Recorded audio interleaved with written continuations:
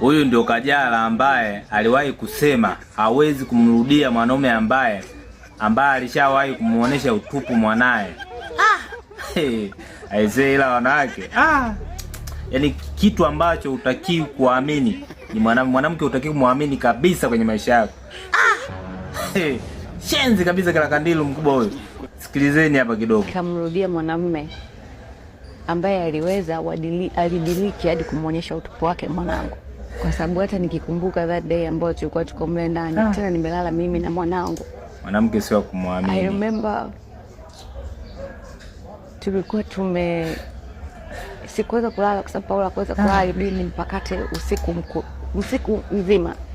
Amelala kwenye mapaja yangu kwa sababu halikuwa haelewi anafanya nini.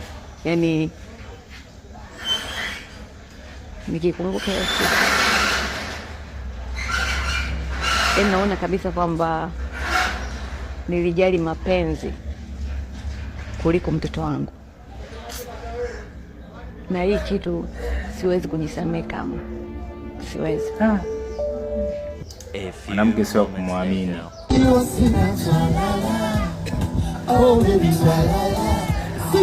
Ukafika muda kuimbiwa, Kajala anaimbiwa. I like this. Mke wangu uko wapi? Come back to me baby. Look at them. Come back to me, I'm so sorry. Look at her. Look at him. Jaubeba.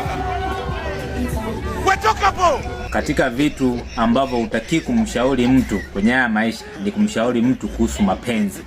Sawa bwana, yani usimshauri mtu kuhusu mapenzi kabisa. Mimi nakwambia utakuja kuaibika mbele za watu. Usimshauri mtu kuhusu mapenzi.